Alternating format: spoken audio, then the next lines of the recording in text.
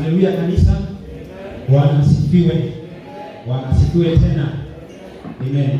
Nashukuru Bwana kwa ajili ya siku ya leo. Na namshukuru kwa ajili ya kuwa kwenye nyumba yake katika siku ya leo. Jumapili hatukuweza kuwa pamoja, nilikuwa na homa kali, lakini nashukuru Bwana kwa maana ameendelea kuniguza, ameendelea kuniponya. Nashukuru Bwana kwa wema wake na uaminifu wake. Kwa hivyo tuko na Bible study na masaa yetu si mabaya, lakini yamesonga. Kwa hivyo tamuliza Bosco atuwekee ule mstari wetu ambayo ndio theme ya mwaka huu ambayo inapatikana katika kitabu cha Isaia. Inatupa tu mwongozo kidogo katika Isaia sura 40. Weka King James Version.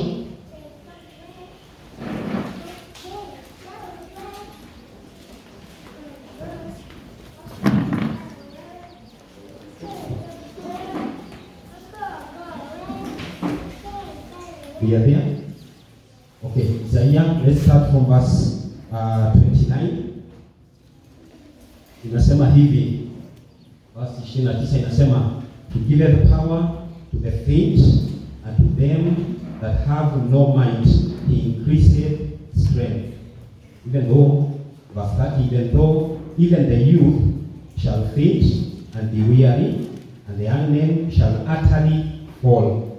Mstari 31, but they that wait upon the Lord shall renew their strength.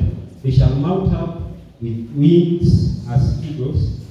They shall run and not be weary. They shall walk and not faint. Bwana asifiwe. Bwana asifiwe kanisa. Nashukuru Mungu kwa ajili ya wote ambao wamekuwa na Bible study mwaka huu. Ni kama kanisa, ni kama tunaelekezwa kwenda kwa maombi. Na hata mimi siku ya leo sitaki kutoka kwenye ile theme, bado tunaendelea kwenye theme ya maombi. Tukitazama katika mstari wetu ama hii theme ya mwaka wetu, tunaona kwamba Bwana anasema yeye huwapa nguvu walio wanyonge, and to them that have no strength he increases the strength. Then verse 30 inaongea kuhusu vijana, jinsi, na tunajua we know the characteristics of young men, they are strong. Wakati tunahitajika watu wenye nguvu, tunaleta vijana, kwa maana tunajua character, one of their character, kipawa kimoja ambao wamepewa na Mungu ni nguvu. Nakumbuka miaka ambayo iliyopita, nguvu ambayo niliyokuwa nayo, juzi tumekuwa na maombi na nikaambia hawa waimbaji nimezeeka, wakacheka sana. Lakini kusema ukweli, nasikia nimezeeka, sina nguvu ambazo nilizokuwa nazo miaka iliyopita. Bwana asifiwe. Miaka inasonga, but the young men, kuna wakati hata with that natural strength, God given strength, there's a time that even them they can fail. Kuna wakati hata hiyo nguvu inaweza zimia, inaweza kuisha. Lakini mstari wa 31 unanifurahisha. Inaleta tofauti katika hali yote. It starts with the bat. And I remember ya Job alitueleza hapa, ukiona bat ukue makini kwa maana mambo yanabadilika. Bwana asifiwe. Bwana asifiwe. Whenever you see the word bat, things are changing. Now this time it's contrasting. Inajaribu kulinganisha hawa vijana ambao tunajua wako na nguvu. Inalinganisha hawa vijana ambao tunajua wanaweza kuwa kulala mkesha hapa mzima wakiimba na wakisifu. Kuna kesha moja ambayo ilikuwekwa hapa hivi na nilichukua pale video, wanasema mbio kijana anarukaruka kama ameketi chini, anazunguka kanisa yote. Hiyo ndio nguvu anayo. Lakini tujue kwamba hiyo nguvu inaweza zimia. Hiyo nguvu inaweza zimia. But Bwana asifiwe. Hebu sema but. They inaleta tofauti nyingine. They ni jina ambalo linakosa ku exclude mtu yote. So what it means, hey, you can be a young man, you can be an old man. Unaweza kuwa ni mtoto. But they the young men, they the children, they the old men. Bwana asifiwe. Inatoa mambo ya gender.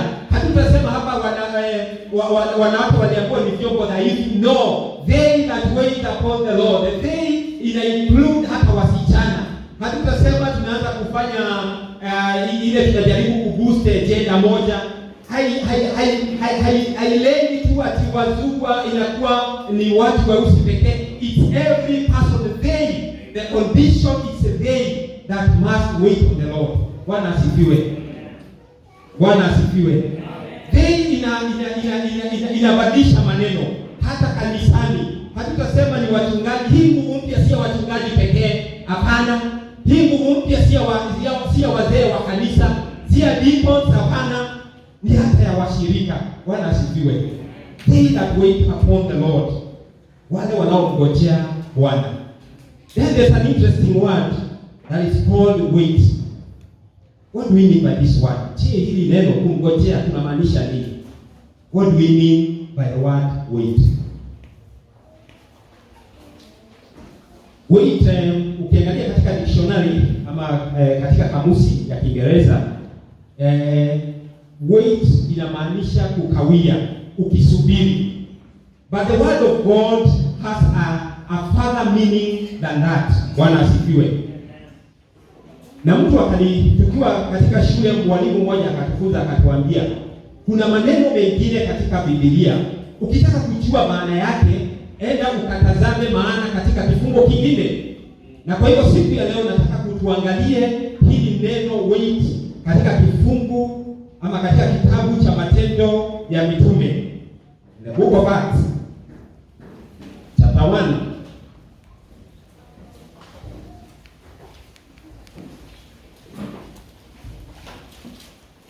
Mstari wa 7 inasema hivi, ama tuanze mstari wa 6.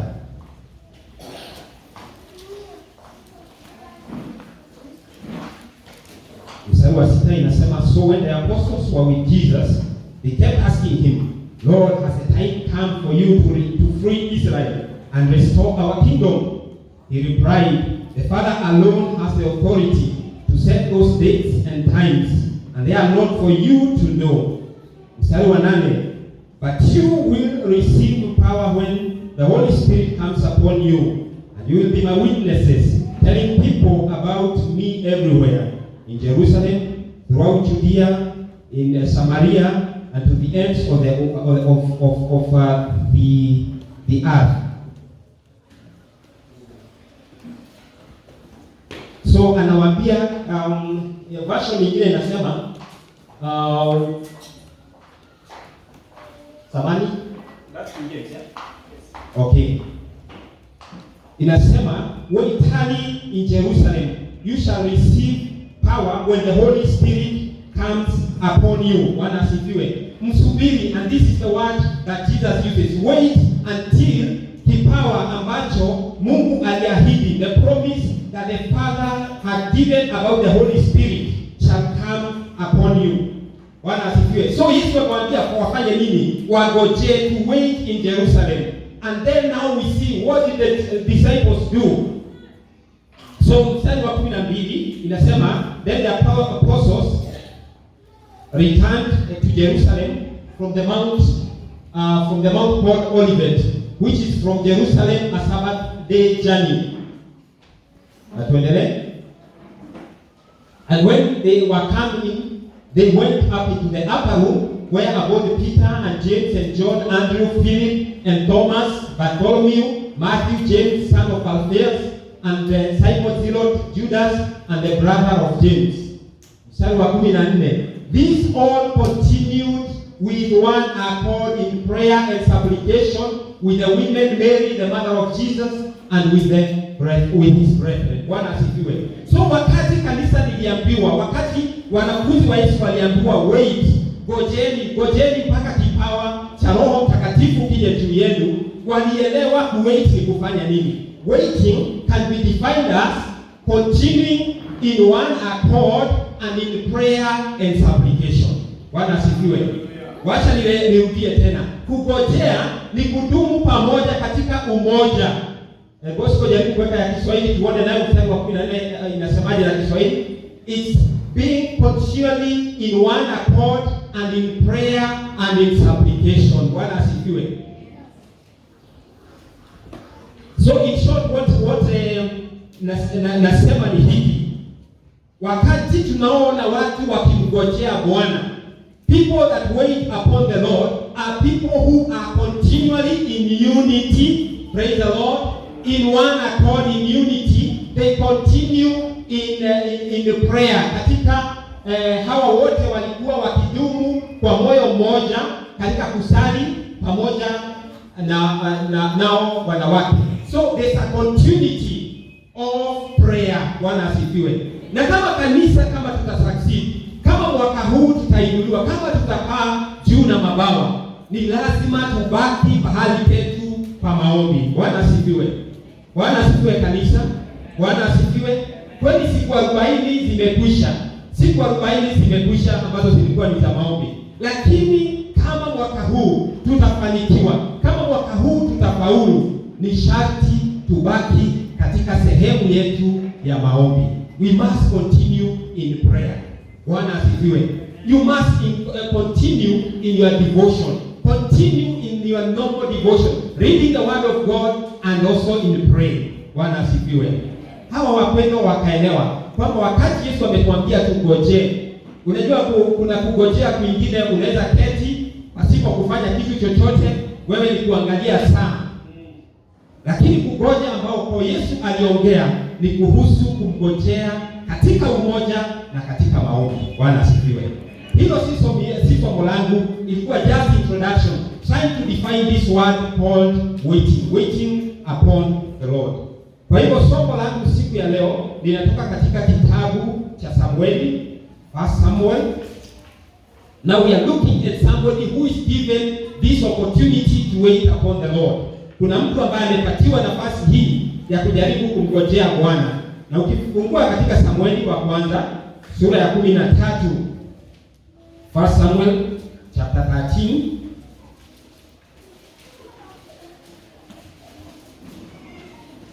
na ningetaka kuwapea homework ya Jumapili ijayo. Mungu akituwezesha nitaendelea na ningeomba usome katika Mambo ya Nyakati. That will be our study the next coming week. The book of Chronicles chapter 20 verse 1 to 15, but you can read the whole chapter. Unaweza soma sura yote. Chapter 20. Today. Nasema 2 Chronicles. Hiyo ndio homework. Homework yako ni usome 2 Chronicles, Mambo ya Nyakati wa pili sura ya 20. Na mimi nakuanga mwalimu mzuri, napenda kupeana exam. Kwa hivyo ukuje tayari kufanya mtihani. Bwana asifiwe. Bwana asifiwe.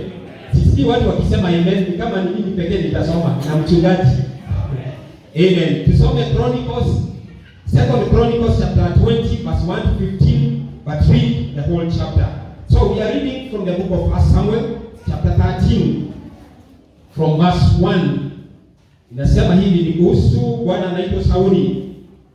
Amepewa nafasi ya kumgojea Mungu.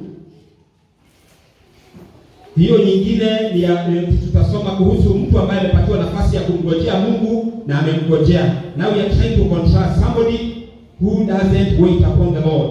Saul was 30 years old.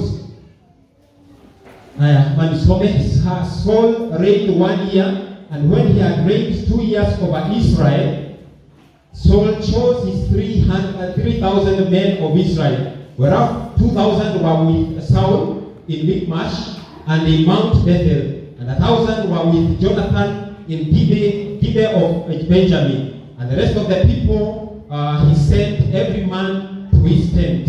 Verse 3, and Jonathan smote the garrison of the Philistines that was in Geba, and the Philistines heard of it, and Saul blew a trumpet throughout all the land, saying, let Hebrew hear. Verse 4 is telling them, and all Israel heard saying that Saul had smitten a garrison of Philistines, and that Israel also had in abomination with the Philistines. And the people were called together after Saul in Gilgal. Kwa ufupi kile mwandishi anatuelezea ni kuhusu Sauli. Akawa na mwanawe. Ukisoma sura 11, Sauli aliweza ku raise an army of 330,000 men. Akawa na wanajeshi 1,330. Lakini wakati tunafikia hapa sura ya 13, sababu taifa bado lilikuwa changa, hawangeweza kusustain ile army. Kwa hivyo ni kama aliambia kila mtu arudi kwake, na akabaki na wanajeshi 3,000 ambao taifa ingeweza kuwalipa ama ingeweza kuamudu. Na kwa hivyo kwa hao watu 3,000 tunaona akawagawanya. Yeye akabaki na wanajeshi 2,000, naye mwanaye ambaye anaitwa Jonathan akabaki na wanajeshi 1,000. Na tunamwona Jonathan ambaye ni mtumishi hodari, akaenda na akapiga kikundi kimoja ambacho kilikuwa ni cha Wafilisti ambao bado walikuwa watawala wana wa Israeli. And when Jonathan smote this, tunaona Sauli kupitia kiburi chake, hasemi Jonathan amefanya hiyo kazi, anasema hebu sikizeni Israeli, mimi Sauli nimepwanga wanajeshi wa Filisti. Bwana asifiwe. Let's continue from there. So hadithi imefika hapo. Sasa nao ikakuwa kwamba Wanaisraeli wamekuwa chukizo mbele ya Wafilisti. Let's continue, Bosco. So verse 5, and the Philistines gathered themselves together to fight with Israel, 30,000 chariots and 6,000 horsemen, and the people assembled, which is on the seashore, in multitude, and they came up and pitched in Michmash, eastward from Bethlehem. Verse 6, when the men of Israel saw that they were in a strait, for the people were distressed, the people did hide themselves in caves and in thickets and in rocks and in high places and in pits. Verse 7, and some of the Hebrews went over Jordan to the land of Gad and Gilead, and for Saul he was yet in Gilgal, and all the people followed him trembling. And he tarried 7 days, according to the set time that Samuel had appointed. But Samuel came not in Gilgal, and the people were scattered from him. And Saul said, bring hither a burnt offering to me, and peace offering. And he offered the burnt offering. And it came to pass that as soon as he had made an end of offering the burnt offering, behold, Samuel came, and Saul went out to meet him, that he might salute him. Verse 11, and Samuel said, what hast thou done? And Saul said, because I saw that the people were scattered from me, and that thou camest not within the day appointed, and that the Philistines gathered themselves together at Michmash. Therefore said I, that Philistine will come down upon me to Gilgal, and I have not made supplication unto the Lord. I thought myself therefore and offered a burnt offering. Sauli akaambiwa, alijua ama kulikuwa na mkataba kati yake na mtumishi wa Mungu Samueli, agojee mpaka Samueli aje aweze kuomba na kutoa dhabihu ndio wana wa Israeli waende vitani. Lakini Sauli hakufanya hivyo. Siku ikabaki zikakuwa ni siku 7 ambazo alistahili kungojea Samueli. Na katika kule kungojea kwake, akagojea siku ya kwanza, Samueli haji. Siku ya pili haji. Siku ya tatu haji. Lakini tunaona kuna jambo lingine anafanya. He's actually warring, and he's warring with his people. Wanajeshi wanatoroka. Watu ambao alikuwa na kama 1,300 tunaona kwamba wanaenda wakipunguka. Mwishowe hata wale wanajeshi wake 3,000 ambao walikuwa wake na Jonathan, hakuna yeyote ama wote walitoroka, zaidi ya nusu, wakabaki wanajeshi 600. Bwana asifiwe. Na ndio ikamuongoza Sauli kufanya jambo ambalo lilikuwa si nzuri. Saul did not wait upon the Lord. So, what is not waiting upon the Lord? Or when we are waiting for the Lord, ni mambo magani ambayo hatufai kuyafanya? First of all, when you are waiting upon the Lord, don't focus on your resources. Bwana asifiwe. Usiangalie rasilimali zako. Usiangalie nguvu zako. Tunaona katika hilo andiko letu ambalo ni la mwaka, vijana nguvu zao zinakwisha. Ndiye rasilimali ya vijana ni nguvu. Bwana asifiwe. Bwana asifiwe. Sauli akaangalia jeshi lake. Kwanza akaona ako na watu 1,300, na kweli akaona nina nguvu ya kushinda. Lakini wanajeshi wakaendelea kupunguka. Hakukaa mahali pake pa kungojea, of which we say waiting is praying and waiting upon the Lord, staying together in unity, staying together in one accord. Badala ya kushikanisha jeshi lake, Sauli hakufanya hivyo. Sauli aliendelea tu kuangalia nguvu zake, akaangalia wanajeshi wake wakitoroka, na ikafanya akuwe na hofu, akafadhaika, akakuwa na hofu, akakuwa na uoga. And yet every time, even in our lives, we find situations that even our resources, zile rasilimali tunazo haziwezi kutosha.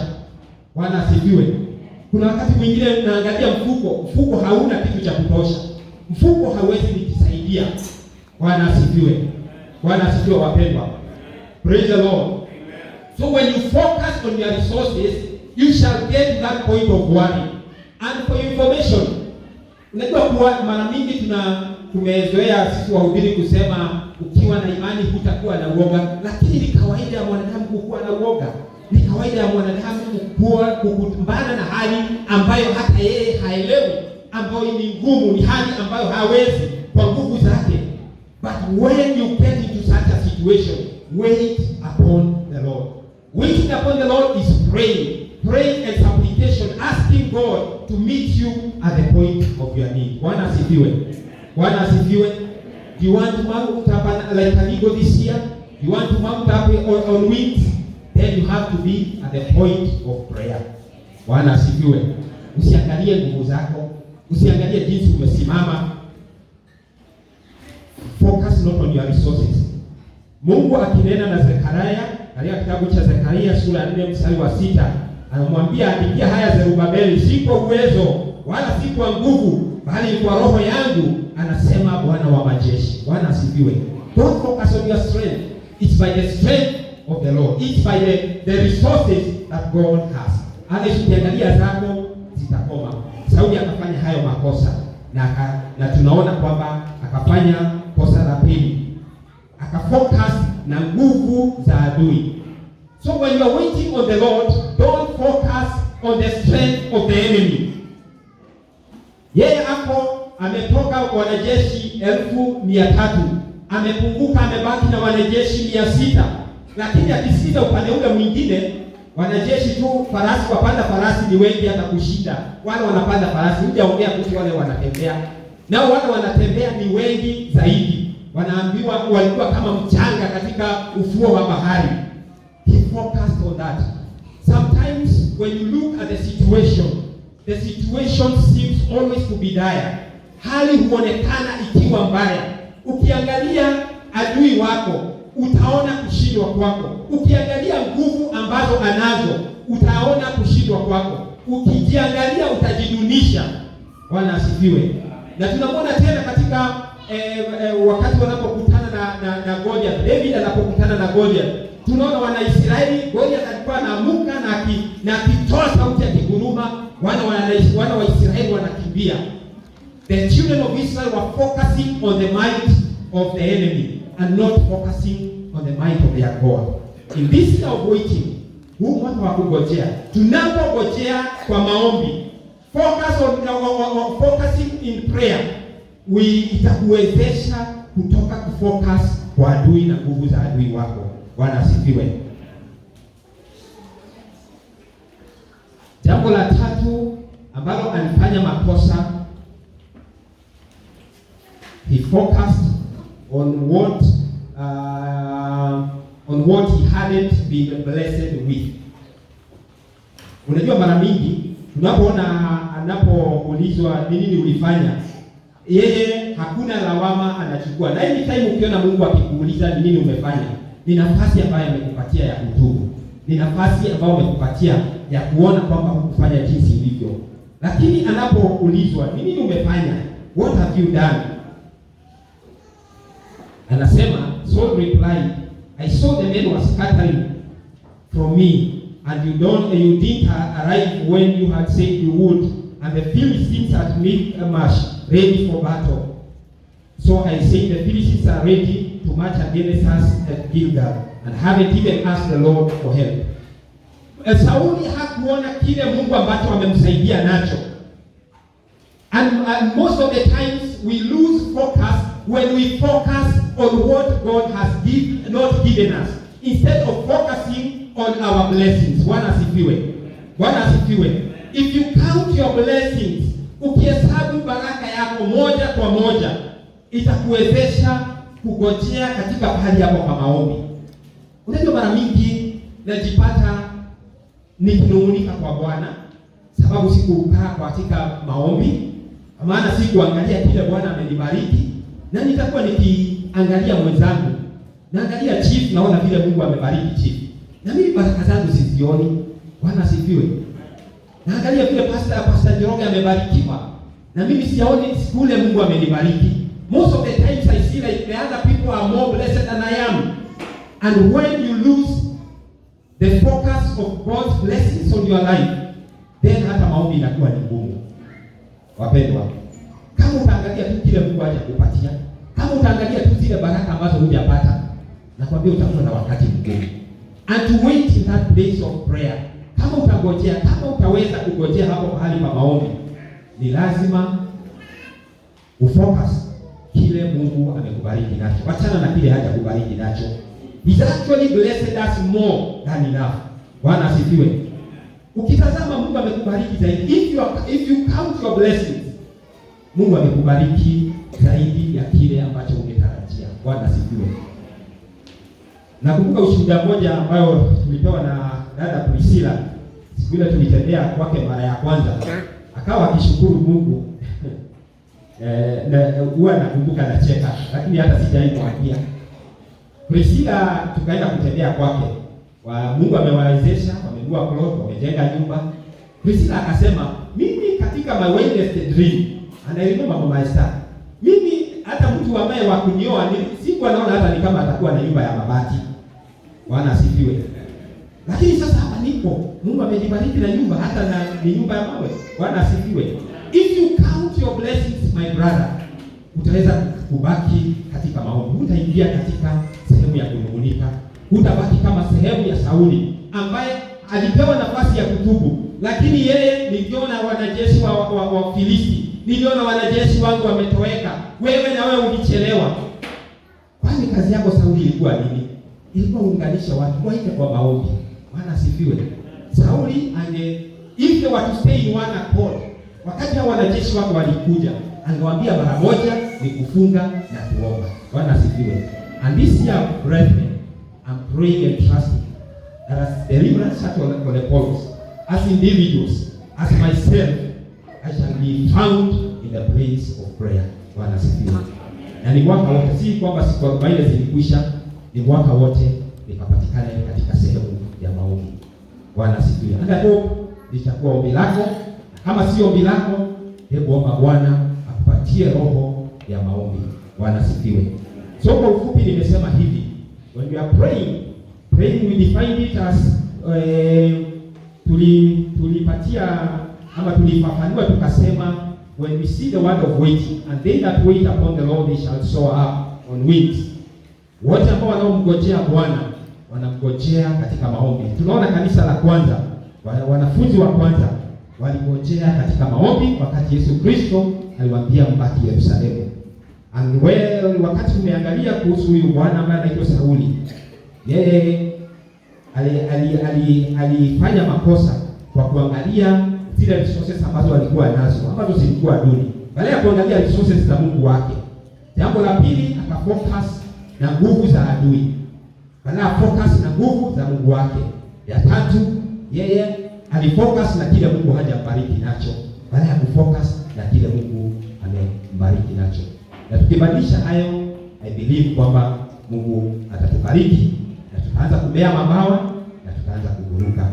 So kumbuka homework ya Sunday itakuwa kitabu cha 2 Chronicles, Mambo ya Nyakati sura 20, soma yote, lakini our key verses will be from verse 1 to 15. Let us pray.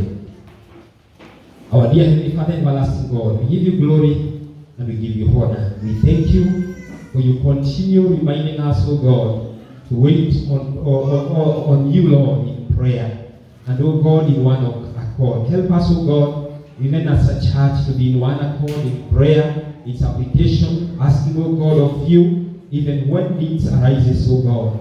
Help us as individuals, as families, Lord, to have that heart of waiting upon you in prayer together, O God. Lord, we know, Lord, that even when there's unity in the family, or even in a place, O God, you command blessing.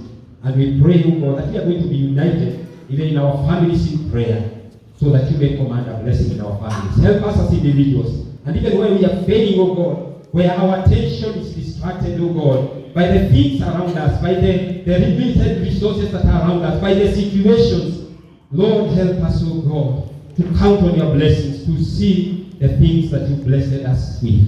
We give you glory and we honor you. Continue with us in this service, and all honor and all glory be unto you. We worship you and we bless you for your God. And it is in Jesus' name that we will pray. Just in your holy name. Amen. Barikiwe. Amen. Praise and worship.